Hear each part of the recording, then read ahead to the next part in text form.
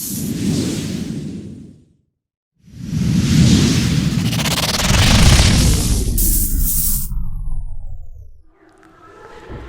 मेरे देश के वीरों, जागो, अब तो जाग जाओ। वेलकम टू माय चैनल दिमागी लाल जी के। दिमागी लाल जी के चैनल में आपका स्वागत है। मैं मणिकांत कुमार फिर से नया टॉपिक पर वीडियो लेकर आ चुका हूं। अब आप सोच रहे होंगे ये कैसा टॉपिक है, और आज हम देखने वाले हैं टॉपिक के रूप में न्यूटन का गति नियम, लॉ ऑफ न्यूटन, जो कि बहुत जगह पे क्या होता है, यूज होता है। आप कोई भी काम कर रहे हैं वहां इसका यूज हो रहा होगा। हर जगह पे न्यूटन का लॉ तो मिलता ही मिलता है। तो बिना देरी के करते हैं वीडियो को स्टार्ट। उससे पहले मैं बता दूं, अगर मेरे चैनल पे नया है तो चैनल को सब्सक्राइब करिए। अब आप ये सोच रहे होंगे सब्सक्राइब क्यों करें? अगर सब्सक्राइब करोगे तो आपको नॉलेज मिलेगा, इसलिए आप सब्सक्राइब करो। अगर आप इतना बात अगर सुन लिए हैं तो आप क्या कर रहे हैं, जल्दी से सब्सक्राइब करिए और आ जाइए यहाँ पे समझने के लिए। क्योंकि अगर आपको ये याद हो जाएगा तो आपको बोर्ड एग्जाम में जो क्वेश्चन बनता है यहाँ से, वो आपको नंबर दिलाकर ही रहेगा। तो बिना देरी के करते हैं वीडियो के स्टार्ट। आ जाइए यहाँ पे। तो सबसे पहले बात करेंगे क्या, न्यूटन के गति नियम के बारे में। तो न्यूटन का गति का 3 नियम होता है। कितने प्रकार के नियम? 3 प्रकार के। प्रथम गति नियम, द्वितीय गति नियम और तृतीय गति नियम। और तीनों नियम को क्या करेंगे, बारी बारी से हम देखने का कोशिश करेंगे और जानेंगे, सीखेंगे और समझेंगे। चलिए आइए यहाँ पे ध्यान देते हैं। सबसे पहला प्रथम गति नियम, न्यूटन का प्रथम गति नियम। क्वेश्चन के बारे में अगर बात किया जाए तो यहाँ से क्वेश्चन बनता कैसे, ये समझिए। न्यूटन के प्रथम गति नियम से आप क्या समझते हैं, ये क्वेश्चन बनेगा। अब हम आंसर देखते हैं। तो पहला नियम क्या बोल रहा है वो समझो। प्रत्येक वस्तु अपनी विराम की अवस्था अथवा सरल रेखा में एक समान गति की अवस्था बनाए रखती है जब तक कि उस वस्तु पर कोई बाहरी असंतुलित बल कार्य ना करे। ये क्या बात बोला, ये तो बुक का लैंग्वेज हो गया ना। आप ये सोच रहे होंगे ये क्या बोला, तो हम इसी को तो समझाने के लिए आए हैं। ये बोला है प्रत्येक वस्तु अपनी विराम की अवस्था अथवा सरल रेखा में एक समान गति की अवस्था बनाए रखती है जब तक कि उस वस्तु पर कोई बाहरी असंतुलित बल कार्य न करे। ये क्या बात है, आपको ये तो समझ में नहीं आया। क्योंकि देखो बुक में तो लिखा हुआ है, बुक में लिखा हुआ है, आप पढ़ते भी हैं बुक, लेकिन आपको समझ में नहीं आता। नहीं समझ में आता, इसीलिए तो मैं आया हूं, इसीलिए बोलता हूं आप जल्दी से सब्सक्राइब करो। समझ में आ रहा है? अब इसे हम समझते हैं। तो ये क्या बोला, ये समझिए।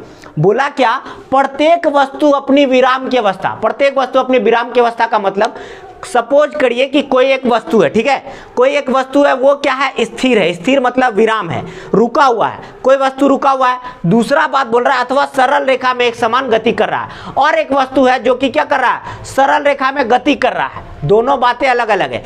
एक वस्तु है जो रुका हुआ है, एक वस्तु है जो गति कर रहा है। दोनों वस्तुएं के बारे में बात होगा यहाँ पे, ठीक है, समझना है।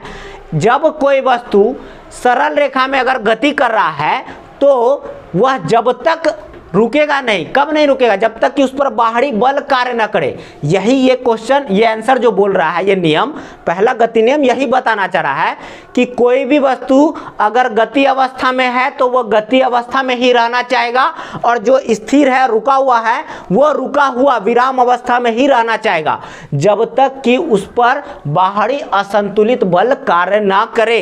यानी कि कोई भी अगर वस्तु गति कर रहा है तो वह गति अवस्था में ही रहेगा, वो रुकेगा नहीं जब तक कि उस पर बाहरी बल कार्य न करे। यानी कि अगर हम साइकिल चला रहे हैं तो साइकिल चलते ही रहेगा जब तक कि उस पर बाहरी बल कार्य न करे। यानी कि जब तक हम ब्रेक नहीं दबाएंगे साइकिल नहीं रुकने जा रहा है। समझ में आ रहा है? उसी तरह कोई वस्तु अगर विराम अवस्था में अगर रुका हुआ है, उसको एक जगह से दूसरे जगह ले जाना है तो हम क्या करेंगे, उसको देखेंगे, उसको देखते रहेंगे तो वो नहीं जाने वाला है। उस पर हमको धक्का लगाना होगा, किसी चीज से बल लगाना होगा, तब वो एक जगह से दूसरे जगह जाएगा। इसका कहने का मतलब यह है कि कोई भी वस्तु जब विराम अवस्था है तो विराम अवस्था में रहना चाहता है, और जब गति का अवस्था में तो गति का अवस्था में रहना चाहता है, जब तक कि उस पर बाहरी बल कार्य ना करे। ये बातें आपको समझ में आ गया होगा। समझ में आया कि नहीं आया? यानी कि पहला गति नियम को हम समझ चुके हैं। क्या बोला था, प्रत्येक वस्तु अपनी विराम अवस्था में अगर है तो विराम में रहेगा, गति में तो गति में रहेगा जब तक कि उस पर बाहरी असंतुलित बल कार्य न करे। यह पहला नियम हो गया। आप पहला नियम समझ चुके हैं। समझ चुके कि नहीं समझ चुके? ये बातें क्लियर हो गई। उसके बाद आ जाइए द्वितीय गति नियम पे, ठीक है। न्यूटन का द्वितीय गति नियम क्या बोलता है? किसी वस्तु के संवेग में परिवर्तन की दर उस वस्तु पर लगे बल के समानुपाती होता है और यह परिवर्तन उस बल की दिशा में होता है। ये बातें क्या कह गई? अब द्वितीय गति नियम के बारे में बात करेंगे तो द्वितीय गति नियम कह क्या रहा है?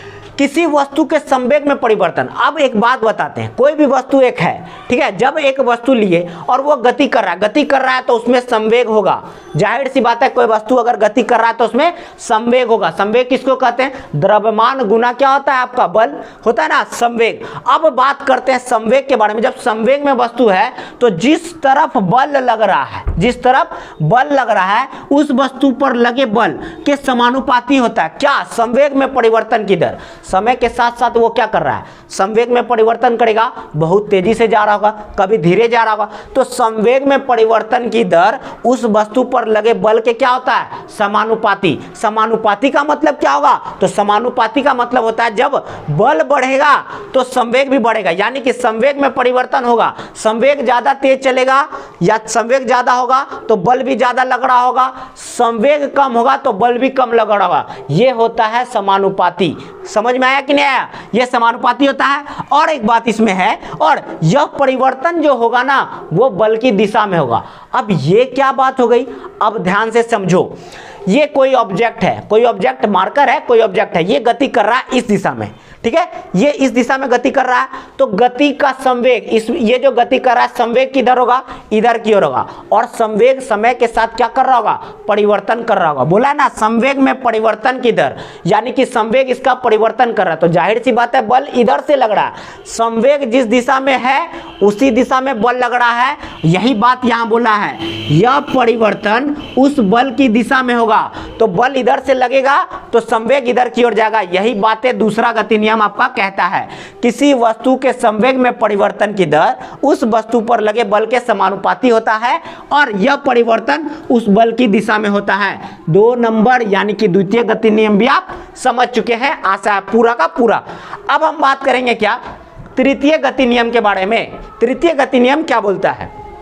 ध्यान दो, तृतीय गति नियम बोल रहा है जब किसी वस्तु द्वारा दूसरी वस्तु पर लगाया गया बल दूसरी वस्तु द्वारा पहली वस्तु पर लगाए गए बल के बराबर और विपरीत दिशा में होता है। ये क्या बात हो गया? आपको समझ में आया? ये बुक का लैंग्वेज हो गया। अब हम आपको समझाते हैं कि समझना कैसे है, यानी कि ये बातें क्या बोला गया है। अब देखो, हम बोले जब कोई वस्तु, इसके थ्रू क्या बोला? जब किसी वस्तु के द्वारा बल लगाया गया, ठीक है। अब एक वस्तु यही ले लेते हैं मार्कर। अब इस पे हम इधर से बल लगा रहे हैं, इधर से जब हम बल लगा रहे हैं इस वस्तु पर, तो यह वस्तु क्या करेगा ना, हमारे हाथ पे भी क्या करेगा? विपरीत दिशा में भी बल लगाएगा। समझ में आ रहा है? यानी कि इस वस्तु को अगर हम इधर ठेलना चाह रहे हैं तो ये वस्तु जो है, ये मार्कर, ये वस्तु क्या करेगा? हमारे हाथ पे भी इधर की ओर बल लगाएगा।